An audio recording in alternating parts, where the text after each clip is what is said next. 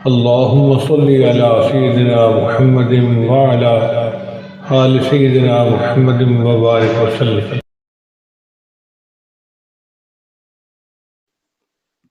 بسم اللہ الرحمن الرحیم.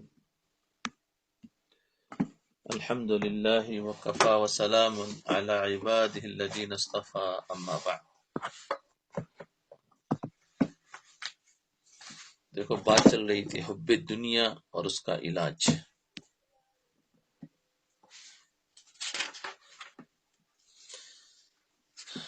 حضرت کا ملفوظ تھا نا،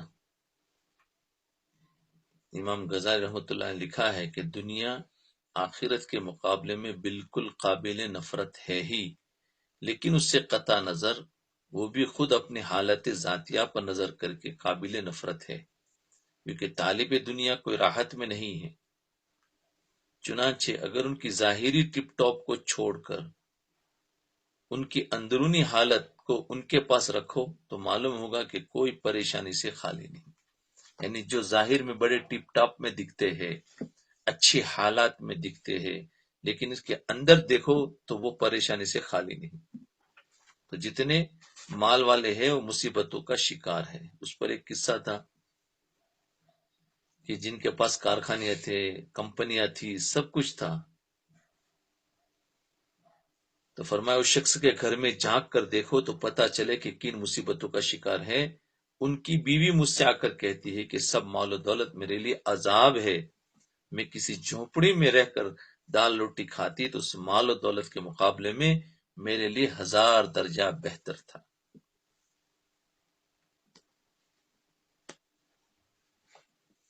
پھر بتایا تھا کہ ان دولت مندوں کی اندرونی زندگی کو جھانک کر ٹٹول کر دیکھوں گے تو اکثر یہی نظر آئے گا کہ جس چیز کا نام راحت ہے وہ ان کو حاصل نہیں. راحت پر بات بتائی تھی کہ راحت جو ہے وہ تو اللہ کی ایک نعمت ہے. مال و دولت تو راحت کے اسباب ہے، اس میں راحت نہیں رکھی. یاد رکھنا، راحت کے اسباب اور ہے. اللہ چاہیں گے تو اس اسباب میں وہ چیز رکھیں گے اور اللہ چاہیں گے تو اس کے علاوہ چیز رکھیں گے. دوا میں شفا ہے لیکن دوا شفا کا سبب ہے. دوا میں شفا نہیں، شفا اللہ ڈالیں گے تو دوا شفا دے گی، اور اگر اللہ اس دوا میں بیماری ڈال دیں گے تو یہی دوا بیماری کا بڑھنے کا ذریعہ بھی بنے گی. تو دوا سبب ہے، شفا اللہ ڈالتا ہے. ایسے دنیا کے جتنے بھی اسباب ہے وہ راحت ہے، راحت کے سبب ہے، لیکن راحت اللہ ڈالیں گے تو ملے گا، راحت نہیں ڈالیں گے. اسباب کے راحت میں اللہ مصیبت ڈال دے تو مصیبت ہو جائیں گی، اور مصیبتوں کے اسباب میں اللہ راحت ڈال دے تو راحت ہو جائیں گی.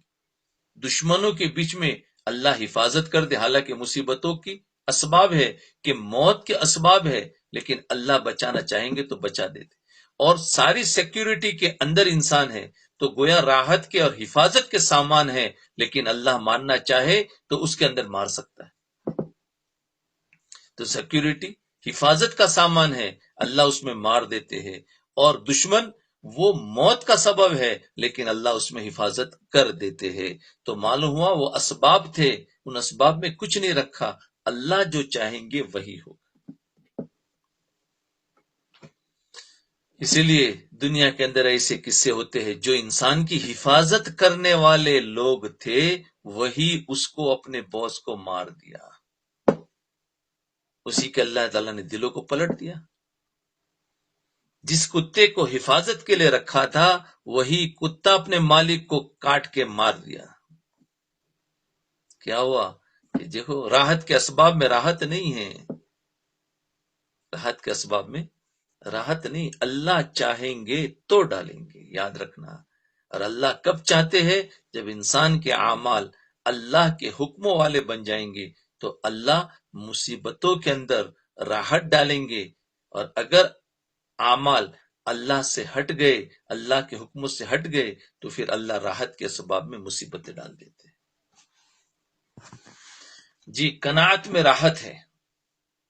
راحت اگر کسی چیز میں ہے تو کیا فرما رہے؟ وہ قناعت میں ہے. قناعت یعنی جتنا اللہ نے دیا اس پر خوش، جتنا اللہ نے دیا اس پر خوش، اگر اللہ نے 100 شلنگ دیے اس پر خوش، 1000 دیے اس پر خوش، لاکھ دیے اس پر خوش، صحت دی اس پر خوش، بیماری دی اس پر خوش، عزت دی اس پر خوش، ذلت دی اس پر خوش۔ جی، تو قناعت میں ہے، یعنی جو کچھ اللہ تعالیٰ نے مجھے اپنے فضل و کرم سے حلال طریقے سے عطا فرمایا ہے، الحمدللہ وہ میرے لیے کافی ہے۔ اور اللہ تعالیٰ نے مشروع اور جائز طریقوں سے جتنی دنیا طلب کرنے کی اجازت دی ہے اتنی طلب کرتا رہوں گا۔ جو مل گیا اس پر اللہ تعالیٰ کا شکر ہے، اس کا احسان ہے، یہ ہے راحت۔ قناعت میں راحت ہے، اور قناعت کا اپوزٹ حرص ہے۔ قناعت کا اپوزٹ حرص ہے۔ حرص میں راحت نہیں ہے، جیسے کل بتایا تھا نا کہ انسان کا پیٹ تو قبر کی مٹی ہی بھرے گی، ورنہ ایک اس کو وادی سونے کی مل جائے تو یہ تمنا کرے گا کہ 2 ملے۔ تو یہ حرص ہے نا کہ ایک ملی ہوئی ہے، کہا کہ 2 اور مل جائے۔ جی، تو یہ ہے حرص، اور اس کا اپوزٹ فرمایا قناعت۔ قناعت میں جو مل گیا الحمدللہ۔ تو جس کو قناعت ہوگی تو پھر وہ حرام میں نہیں جائے گا، وہ جائز طریقے سے مال جتنا بڑھ سکتا ہے اتنا تو کرے گا، لیکن کسی کو گرا کر، کسی کی غیبت کر کے، اور اللہ کے حکم کو توڑ کر، حرام کام کر کے نہیں کرے گا۔ قناعت والا نہیں کرے۔ یاد رکھیے، طلب دنیا اور حب دنیا کے ساتھ کبھی قناعت جمع نہیں ہو سکتی۔ طلب دنیا اور حب دنیا کے ساتھ کبھی قناعت جمع نہیں ہو سکتی۔ حب دنیا کا مطلب حرص ہے کہ اور آوے اور آوے اور آوے۔ حب دنیا تو اس کے ساتھ قناعت نہیں ہو سکتی، اور قناعت ہو تو حب دنیا نہیں ہو سکتی۔ لہذا جو طالب دنیا ہوگا اور جو دنیا سے محبت رکھنے والا ہوگا، جو طالب دنیا اور جو دنیا سے محبت رکھنے والا ہوگا، اس کو کبھی قناعت نہیں حاصل ہوگی۔ وہ تو کہے گا کہ اور مل جائے اور مل جائے، اور جو شخص طالب دنیا نہیں ہے وہ تو سوچے گا کہ ٹھیک ہے، دنیا بھی ہماری زندگی کا ایک حصہ ہے، اللہ تعالیٰ نے اس زندگی کے اندر ہمارے ذمے کچھ فرائض عائد کیے ہیں۔ اللہ تعالیٰ نے ہمارے ذمے کچھ فرائض رکھے ہیں، ہم ان فرائض کی ادائیگی کے لیے دنیا حاصل کر رہے، حقوق رکھے ہیں، ان حقوق کی ادائیگی کے لیے دنیا حاصل کر رہے ہیں۔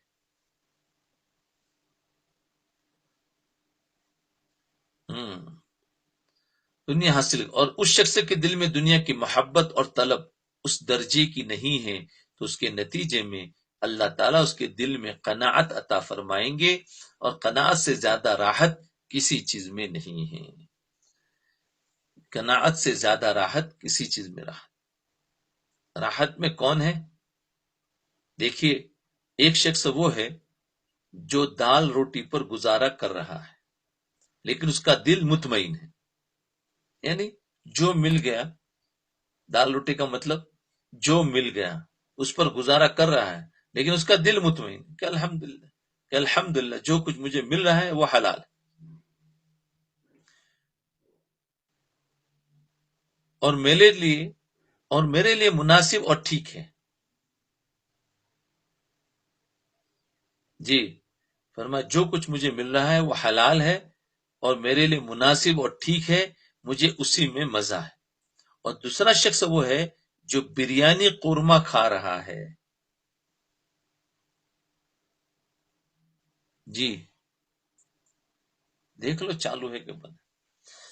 دوسرا شخص وہ ہے جو بریانی قورمہ کھا رہا ہے اور دنیا کی ہزاروں نعمتیں استعمال کر رہا ہے، لیکن اس کے دل میں ایک کانٹا لگا ہوا ہے کہ یہ تو کوئی اچھی چیز نہیں ہے، ارے مجھے تو وہ چیز ملنی چاہیے جو فلاں کے پاس ہے، میرے پاس ویسا گھر ہو جیسا فلاں کا ہے، ویسی گاڑی ہو جیسے فلاں شخص کی۔ ہر وقت دل میں یہ فکر لگی ہوئی ہے۔ بتائیے ان دونوں میں سے راحت کے اندر کون ہے؟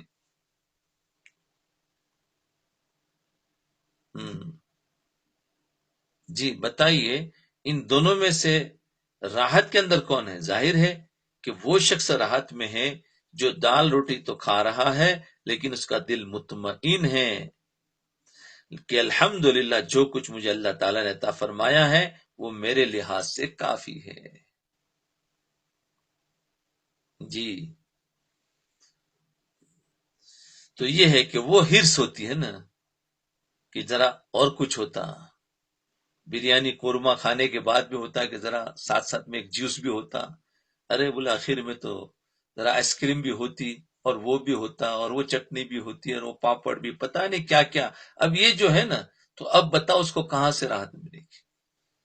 مکان ہے اللہ نے دیا ہے تو کہا نہیں، مکان میں ذرا ایسا ڈیکوریشن ہوتا اور ایسا رنگ ہوتا اور ایسا وہ ہوتا، تو وہ ہے نا حرص، تو جس کی وجہ حالانکہ ضرورت پوری ہو رہی ہے، ضرورت پوری ہو رہی ہے، تو اب یہ حرص جو ہے اب اس کے اندر انسان کو راحت نہیں ملتی۔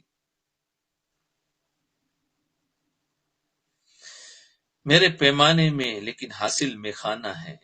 ہمارے حضرت ڈاکٹر صاحب رحمۃ اللہ علیہ، ڈاکٹر عبدالحی صاحب رحمۃ اللہ علیہ کا ایک بڑا خوبصورت شعر ہے، مجھے تو اس کو پڑھنے میں بڑا مزہ آتا ہے۔ فرماتے ہیں مجھ کو اس سے کیا غرض کس جام میں ہے کتنی میں، مجھ کو اس سے کیا غرض کس جام میں ہے کتنی میں، میرے پیمانے میں لیکن حاصل میں خانہ ہے۔ یعنی جو کچھ اللہ تعالیٰ نے میرے پیمانے میں دے دیا، یعنی مجھے جو دیا ہے میرے لیے تو سارا میخانہ کا حاصل وہی ہے، میرے پاس تو سب کچھ وہی ہے۔ اللہ نے مجھے بہت دے دیا، جو کچھ مجھے ملا ہے میں تو وہی دیکھتا ہوں، کس کے پاس کتنا ہے اس سے مجھے کیا غرض، اس پر میں اللہ تعالیٰ کا شکر ادا کرتا ہوں اور اس پر مطمئن ہوں جو مجھے مل گیا۔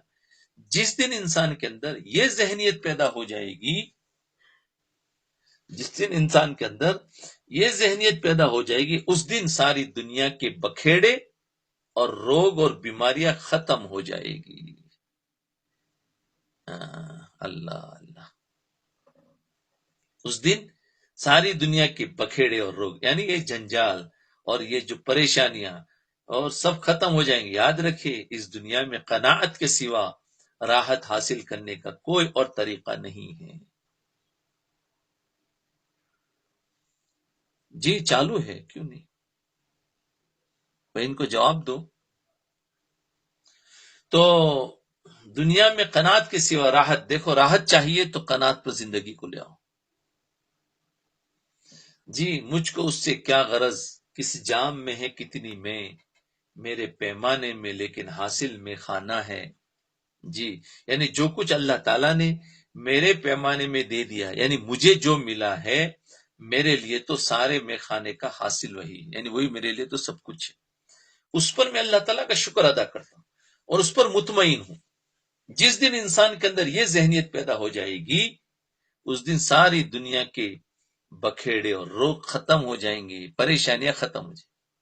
اس لیے دیکھو مراقبہ جب کرو گے تو اس کے اندر قناعت انسان کے اندر خود بخود آ جاتی۔ تو دیکھو کتنا بڑا فائدہ ہے اس مراقبے میں، کیونکہ اس وقت سب سے بڑی بیماری حرص ہے، شہوت ہے، شوق ہے، سمجھے، ایک دوسرے سے آگے بڑھنا دنیا کے اندر یہ ہے، تو اس کا مقابلہ قناعت ہے، تو اس مراقبے سے قناعت آ جاتی ہے، پھر انسان کو اطمینان ہو جاتا ہے، پھر کسی کے کپڑے سے للچاتا نہیں ہے کہ اس کے ایسے کپڑے میرے ایسے ہو جائے، کسی کا گھر دیکھ کر للچاتا نہیں ہے، بہت بڑے بڑے بنگلوں میں بھی چلا جائے گا تو یہ نہیں دیکھے گا، بلکہ اپنے کو جو ملا ہے اللہ کا شکر ہے، بولے یہ اتنا پریشان ہے۔ جی تو یہ ہے قناعت کے سوا، اور قناعت آئے گی کیسے؟ ایسے نہیں آئے گی قناعت، قناعت کے لیے محنت کرنی پڑے گی، آسان تھوڑی ہے۔ جی پوری جو حرص کی صفت ہے اس کو چینج کر کے قناعت میں لانا ہے، تو اس کے لیے بہت آسان ہے، اور وہ ہے مراقبہ۔ مراقبہ مراقبہ کرو، یہ ذکر ہے، اس کے ذریعے سے اللہ تعالیٰ دلوں کے اندر سے حب دنیا بہت بہت بہت ختم ہو جاتی۔ دنیا ختم نہیں ہوتی، یاد رکھنا، حب دنیا ختم ہو جاتی۔ جب حب دنیا ختم ہو گئی تو پھر کیا ہے؟ پھر تو مزہ ہی مزہ ہے، جو ملا اس پر مزہ اور جب دل میں قناعت نہیں ہوگی تو پھر طلب دنیا اور حب دنیا ہوگی، اور یہ طلب دنیا انسان کو دن رات پریشانی میں مبتلا رکھے گی۔ تو دیکھو ایک سبق سنو، ایک قصہ ہے جس کے اندر بہت اچھا سبق سیکھ نصیحت ملے گی۔ حضرت شیخ سعدی رحمۃ اللہ علیہ نے اپنی کتاب گلستان میں ایک قصہ لکھا۔ شیخ سعدی رحمۃ اللہ نے 2 کتابیں لکھی ہیں، ایک کا نام گلستان، ایک کا نام بوستان۔ یہ فارسی میں ہے، یہ ہر مدرسے میں جو بھی عالم بنتا ہے اس کو پڑھائی جاتی ہے۔ تو اس میں انہوں نے چھوٹے چھوٹے بہت عجیب عجیب قصے لکھے ہیں، اور اس کے اندر بہت بہت بڑی بڑی نصیحتیں ہیں جی۔ تو اس گلستان میں ایک قصہ لکھا ہے کہ میں ایک مرتبہ سفر کر رہا تھا۔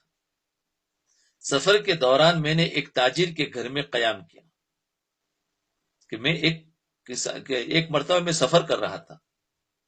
سفر کے دوران میں نے ایک تاجر کے گھر میں قیام کیا۔ اس تاجر نے ساری رات میرا دماغ چاٹا، یعنی کچھ پوچھتا رہا ہوگا اور اپنی تجارت کے قصے مجھے سناتا رہا۔ قصے سن اپنی سٹوری ہوتے ہیں نا بہت سارے لوگ کہ وہ جو شروع ہو جاتے ہیں بولنا تو چپ ہی نہیں ہوتے، کیوں؟ ایسا لگتا ہے ان کے پاس بریک ہی نہیں ہے۔ اب تم اگر 2 گھنٹہ بیٹھو تو 2 گھنٹہ، 3 گھنٹہ بیٹھو 3 گھنٹہ۔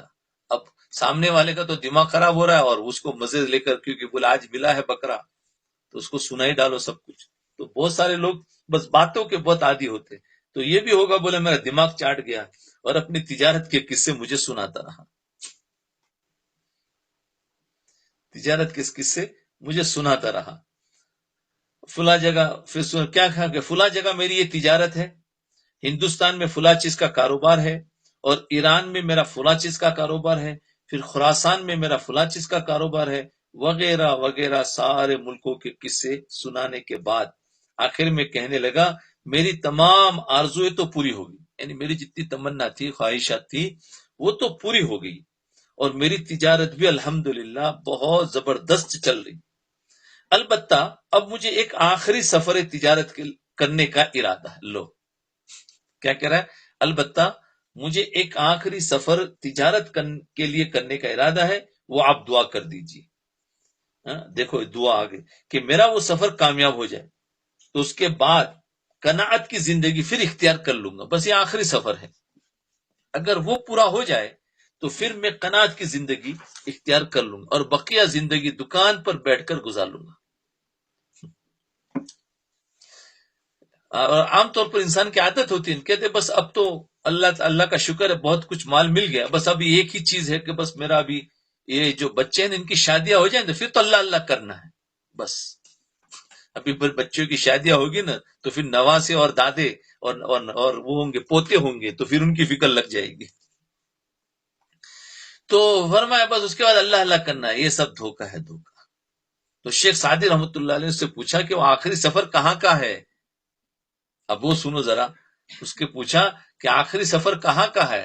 تو اس نے جواب دیا وہ سفر بھی کتنا لمبا کہ میں یہاں سے فلاں سامان خرید کر چین جاؤں گا، اور پھر وہاں سے اس کو بیچ کر پھر چین سے چینی شیشہ خرید کر روم لے کر جاؤں گا، پھر روم میں جا کر اس کو بیچوں گا، اس لیے کہ چینی شیشہ روم میں اچھے داموں سے بکتا ہے، پھر روم سے فلاں سامان لے کر اس کو اسکندریہ جاؤں گا، اور وہاں اس کو بیچ کر پھر اسکندریہ سے قالین ہندوستان لے جاؤں گا اور وہاں اس کو بیچوں گا، پھر ہندوستان سے گلاس خرید کر حلب لے جا کر اس کو بیچوں گا، وغیرہ وغیرہ۔ اس طرح اس نے ساری دنیا کی طویل سفر کا ایک پروگرام اس نے پیش کیا اور کہا کہ دعا کرو کہ میرا یہ پروگرام کسی طرح کامیاب ہو جائے۔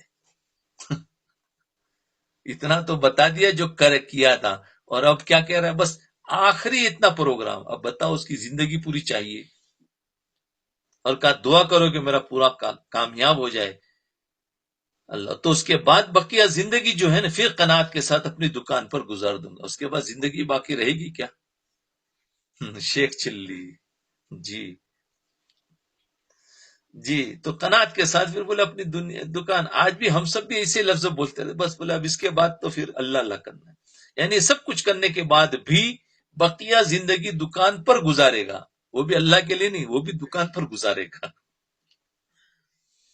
شیخ سعدی رحمۃ اللہ علیہ فرماتے ہیں سب کچھ سننے کے بعد میں نے اس سے کہا آشنیدہ دستی کہ در صحرائے گور رکھتے سالار افتادہ اسپتور گفت چشم تنگ دنیا دار را یا قناعت پر کند یا خاک گور گفت چشم تنگ دنیا دار را یا قناعت پر کند یا خاک گور میں نے اس سے کہا کہ تم نے ایک قصہ سنا ہے. اس کی باتیں سننے کے بعد شیخ سعدی نے اس سے کہا کہ تم نے ایک قصہ سنا ہے کہ غور کے صحرا میں ایک بہت بڑے سوداگر کا سامان اس کے خچر پر سے گرا ہوا پڑا تھا. آشنیدہ کہ تم نے سنا ہے دستے کہ در صحرائے غور، غور کے صحرا یعنی ایک ڈیزرٹ کے اندر ایک غور کے صحرا میں، اس کا نام ہے غور، کہ اس میں ایک بہت بڑا سوداگر سامان اس کے خچر سے گرا ہوا پڑا تھا. اس کا خچر بھی مرا ہوا پڑا تھا اور وہ خود تاجر بھی، سوداگر یعنی تاجر بھی مرا ہوا پڑا تھا. وہ سامان اپنی زبان حال سے، اب وہ سامان زبان حال سے یہ کہہ رہا تھا کہ دنیا دار کی تنگ نگاہ کو قناعت پور کر سکتی ہے. گفت چشم تنگ دنیا، تو وہ کہنے لگا، یعنی وہ سامان کو کہہ رہا تھا کہ دنیا دار کی تنگ نگاہ کو قناعت پور کر سکتی ہے، یا قبر کی مٹی پور کر سکتی ہے، یا خاک گور، یا قبر کی مٹی پور کر سکتی ہے. اس کی تنگ نگاہ کو تیسری کوئی چیز پور نہیں کر سکتی. قناعت یعنی جس انسان کے اندر حرص اور لالچ ہے اور آگے کے زندگی 50-60 سال کی ہے، اس کے پاس پروگرام 200 سال کے ہوتا ہے. اب بتاؤ، زندگی اتنی ہے نہیں اور پروگرام تو اتنا بڑا ہے اور زندگی کا کوئی بھروسہ نہیں. تو فرمایا اب اس کو کیا کون قناعت پور کر سکتی ہے؟ یا تو پھر قبر کی مٹی یعنی موت، اس کے علاوہ کچھ. شیخ سعدی رحمۃ اللہ علیہ فرماتے ہیں جب دنیا انسان کے اوپر مسلط ہو جاتی ہے، دنیا انسان کے اوپر مسلط ہو جاتی ہے تو اس کے دل میں دنیا کے سوا، اس کے دل میں دنیا کے سوا دوسرا خیال نہیں آتا، کچھ آتا ہی نہیں. یہ ہے حب دنیا جس سے منع کیا گیا ہے. دیکھو حب دنیا سمجھا رہے ہیں، یہ ساری باتیں 4-5 بلکہ ایک ہفتہ ہو رہا ہے اس میں حب دنیا بتا رہے ہیں کہ حب دنیا کیا ہے، کہ یہ ہے کہ جس میں دل میں دنیا کے سوا دوسرا کوئی خیال ہی نہ آئے. خود میرے ساتھ ایک واقعہ پیش آیا کہ پاکستان کے ایک بہت بڑے تاجر، سرمایہ دار، جو دنیا کے 22 مالدار ترین لوگوں میں سے، کتنے 22 پوری دنیا میں جتنے 22 مالدار ہے اس میں سے ایک یہ بھی تھا. تو کتنا مال ہوگا، لوگوں میں سے ایک ہے. ایک دن میں نے ان سے کہا اللہ تعالیٰ نے آپ کو بہت کچھ دیا ہے، کچھ اچھا کام بھی کر جائے، کچھ اچھا کام تو کر لو، اتنا سا مال دیا ہے، اور ایک ایسا ادارہ قائم کرے جو سود کے بغیر لین دین کرتا ہو. ایک ایسا ادارہ بناؤ کہ جس میں کوئی سود نہ ہو. شروع میں وہ بحث کرتے رہے کہ سود کے بغیر کیسے کام چلے گا. میں نے ان سے کہا کہ آپ کے ماتحت ہزاروں تجارتی ادارے ہیں، تجارتی اربوں کی آپ کی آمدنی ہے. اگر آپ ایک ادارے کو غیر سودی طریقے پر چلانے کے نتیجے میں نقصان بھی ہو جائے تو اس کو اللہ کے لیے برداشت کر لے. یعنی ظاہر بات ہے اب ایک ایسا ادارہ کھولنا ہے یا بینک کھولنی ہے جس میں سود بالکل نہیں لینا، تو اس میں اگر تمہیں نقصان ہو جائے، کیونکہ ظاہر بات ہے تو کھو جائے تو تم کو کیا فرق پڑے گا، لیکن لوگوں کا تو فائدہ ہو جائے گا، تو برداشت کر لو. آپ کہنے لگے، اب دیکھو اتنا سارا دنیا کے مالدار لوگوں میں سے کہنے لگا مولوی صاحب بات تو آپ صحیح کہتے ہیں، لیکن اس ہاتھ میں جو کھجلی ہے اس کا کیا کروں؟ یعنی وہ مال کمانے کی جو حرص ہے وہ آپ نقصان کہتے ہیں، وہ کیا کروں اس کو، یہ کیسے کھول سکتا ہوں؟ تو اس کو کہتے ہیں ہاتھ میں کھجلی ہے اس کا کیا کروں. واقعی ہاتھ میں پیسے بڑھانے کی کھجلی لگ جاتی ہے، ہاتھ میں پیسے بڑھانے کی کھجلی لگ جاتی ہے. اب بتائیے وہ کھجلی والا آدمی راحت میں ہے یا وہ شخص جس کو دال روٹی مل رہی ہے اور اطمینان سے فراغت کے ساتھ مطمئن ہو کر کھا رہا ہے وہ راحت میں؟ بتاؤ. اور واقعتاً جتنے مالدار زیادہ ہے ان کا پیسہ بہت کم دینی کاموں میں لگتا ہے، بہت کم ہوتا ہے. اس پر میں نے بہت غور کیا. یہ جتنے بیچارے میڈیم قسم کے لوگ ہیں نا، ان کا زیادہ پیسہ دین کے کاموں میں لگتا ہے، میڈیم والے یا اور تھوڑے نیچے والے. لیکن جو ٹاپ لیول کے ہیں ان کا تو بالکل نہیں. سب سے زیادہ کنجوس ہوتے ہیں، اور یہی اتنے مال ہونے کے باوجود بھی کسی کو 1000 دینا ہو تو سوچیں گے یار میرا کم ہو جائے گا. اب بتاؤ کتنی دنیا کی محبت ہے، اب بتاؤ. تو وہ بہت عجیب و غریب ہے.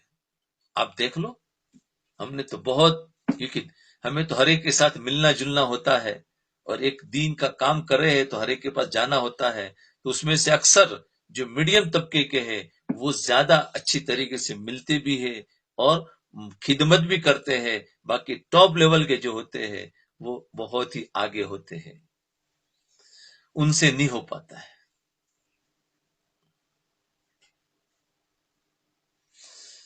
ہائے ہائے. دیکھو ایک دوسرا مالدار کا قصہ بتا رہے ہیں.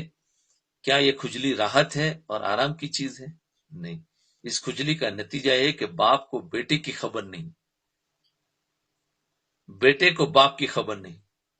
حضرت والد صاحب رحمۃ اللہ علیہ کے پاس ایک تاجر آئے اور بتایا کہ میں فلاں جگہ کام کرتا ہوں اور میرا بیٹا فلاں جگہ کام کرتا ہے.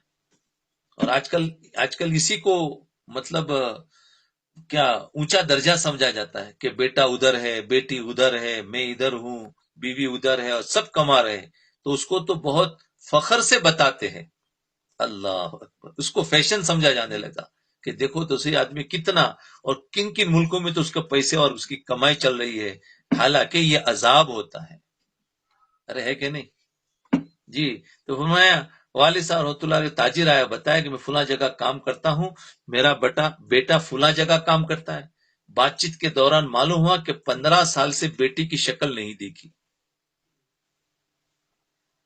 ارے وہ مال کس کام کا جو باپ کو اولاد سے نہ ملا سکے، وہ مال کس کام کا جو باپ کو اولاد سے نہ مل سکے. اب دیکھو ان کو مال کی اتنی محبت، بیٹے سے محبت نہیں ہے، ورنہ بیٹے سے محبت ہوتی تو کوئی 15 سال برداشت کر سکتا ہے، بھاگ کے جائے گا. مال اتنا ہے کہ ان کو جانا کوئی آسان، یعنی کوئی مشکل نہیں ہے، ہر مہینہ جا سکتے ہیں.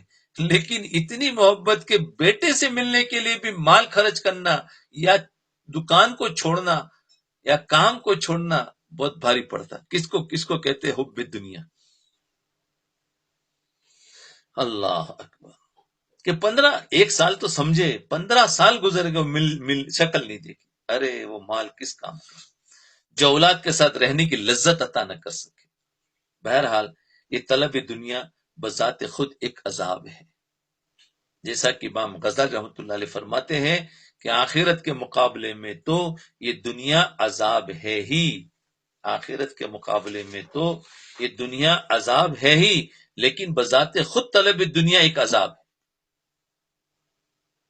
ایک تو آخرت کے مقابلے میں دنیا عذاب ہے، دنیا خود عذاب ہے، اور ایک طلب دنیا دوسرا عذاب ہے.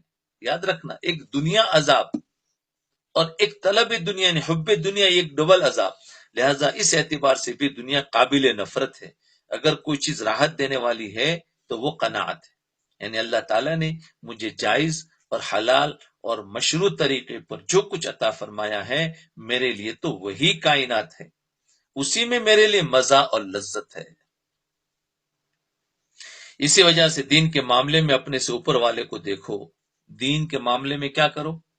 اپنے سے اوپر والے کو دیکھو، اور دنیا کے معاملے میں ہمیشہ اپنے سے نیچے والے کو دیکھو. یہ دیکھو کہ دنیا میں 1000 لوگ مال کے اعتبار سے تم سے کمتر ہے اور پریشانی میں ہیں.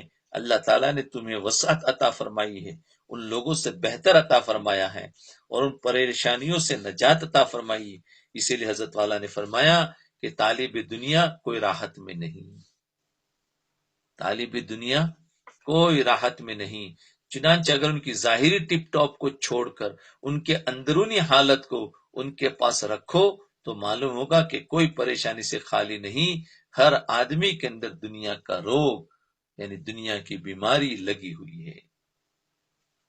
آگے فرمایا بخلاف طالب آخرت کے، دیکھو طالب آخرت کے سب راحت میں ہیں، جو آخرت کے طلب ہے نا وہ سب کے سب راحت میں ہے۔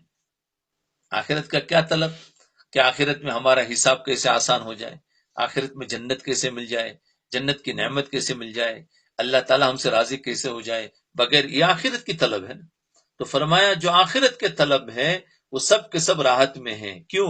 اس لیے کہ ان کو قناعت حاصل ہے، کیونکہ انہوں نے دنیا سے دماغ ہٹا دیا ہے اور آخرت کی طرف جا رہے ہیں، اس لیے ادھر دیکھتے ہی نہیں ہیں۔ جس طریقے سے وہ قصہ تھا نا، کون تھا؟ حاجی امداد اللہ مکی رحمت اللہ علیہ کے شیخ میاں جی نور محمد رحمت اللہ علیہ، کیا دنیا کیسی تھی؟ ارے سودا لیتے تو اس کو ٹھیلی دیتے تھے، بولے اس میں سے تو گن لے کتنا تیرا پیسہ ہوا ہے۔ اور چور لے کے بھاگا تو پیچھے دیکھا بھی نہیں کہ کون ہے، ذرا پہچانو تو صحیح، وہ بھی نہیں دیکھا۔ تو یہ تھا، کیوں آخرت کی فکر میں تھے، وہ آخرت کی فکر میں تھے، وہ سوچتے تھے کہ اس کو دیکھوں گا، اس کو پکڑوں گا تو میرے اتنی مرتبہ سبحان اللہ کہنے کا موقع ملے گا، میرا چلا جائے گا، پیسے گن کر دکان والے کو دوں گا تو اتنی مرتبہ سبحان اللہ کہہ سکتا ہوں۔ تو یہ آخرت کی فکر میں تھی، کیونکہ ان کے اندر قناعت تھی۔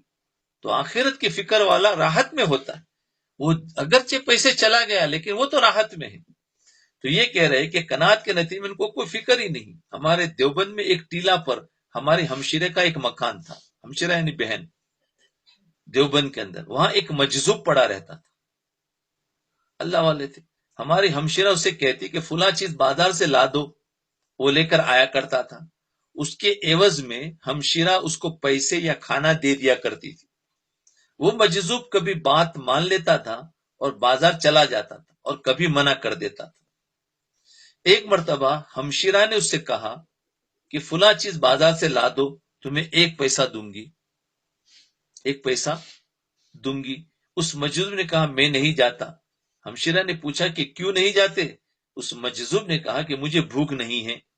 مطلب یہ تھا کہ کام میں اس وقت تک کروں جب بھوک لگی ہو اور پیسوں کی ضرورت ہو، تاکہ ان پیسوں سے کھانا خریدوں اور بھوک مٹاؤ۔ ابھی تو مجھے بھوک نہیں ہے، لہذا مجھے کام کرنے کی کیا ضرورت ہے؟ یہ بھی عجیب ہے، دیکھو تو صحیح، یعنی وہ اتنا کام کیا جس سے پیسے ملا، کھانا کھایا، پیٹ بھرا اور سو گئے بس۔ بولے جب بھوک لگیں گے دوبارہ جائیں گے، اللہ دے دے گا۔ اللہ، آپ اس شخص کی قناعت دیکھے کہ یہ کہتا ہے جب پیسوں کی ضرورت ہوگی تو کام کروں گا، ابھی کیا ضرورت ہے، جب بھوک ہوگی تو اس وقت مزدوری کر کے پیسے کما لوں گا۔ لیکن اس شخص کے چہرے پر جو فراغت اور جو اطمینان اور سکون اور راحت کی شادابی نظر آتی تھی، وہ بڑے بڑے مالداروں کے چہرے پر نہیں دیکھی، اس لیے کہ اس کے اندر قناعت تھی اور اس فقیری کے اندر اس کو اطمینان اور سکون حاصل تھا۔ لہذا پتہ چلا کہ اطمینان اور راحت کے لیے دنیا کے اسباب ہونا ضروری نہیں ہے۔ دیکھو پتہ چلا اطمینان اور راحت کے لیے دنیا کے اسباب ہونا ضروری نہیں، بلکہ اللہ جل شانہ کی عطا ہے۔ دیکھو یہ ہے عطا ہے، اللہ کی نعمت ہے۔ میں نے کہا راحت یہ ایک نعمت ہے، اسباب سے نہیں ملے گا، اسباب کے بغیر بھی نعمت ملتی ہے اور اسباب ہو تو بھی ملتے ہیں۔ وہ اگر چاہے تو دال روٹی میں عطا فرما دیتے ہیں راحت، بشرطے کہ انسان کے اندر آخرت کی طلب ہو، اور اگر وہ نہ دے تو پھر بڑی کوٹھی اور بنگلے میں بھی نہ دے، اور وہ کوٹھی اور بنگلے کے اندر بھی تڑپاتے رہے۔ اسی لیے حضرت والا نے فرمایا بخلاف طالب آخرت کے سب راحت میں ہیں، اس لیے کہ اول تو دنیا کی حقیقت ان کے پیش نظر ہے، اور دوسرے زیادہ کی طلب نہیں۔ اللہ تعالیٰ نے ان کو قناعت عطا فرما رکھی، اس لیے زندگی آرام سے گزر۔ اللہ تعالیٰ ہم سب کو قناعت کی زندگی عطا فرمائے، آمین۔ وآخر دعوانا ان الحمد للہ رب العالمین۔ بس دعا پڑھ لے اور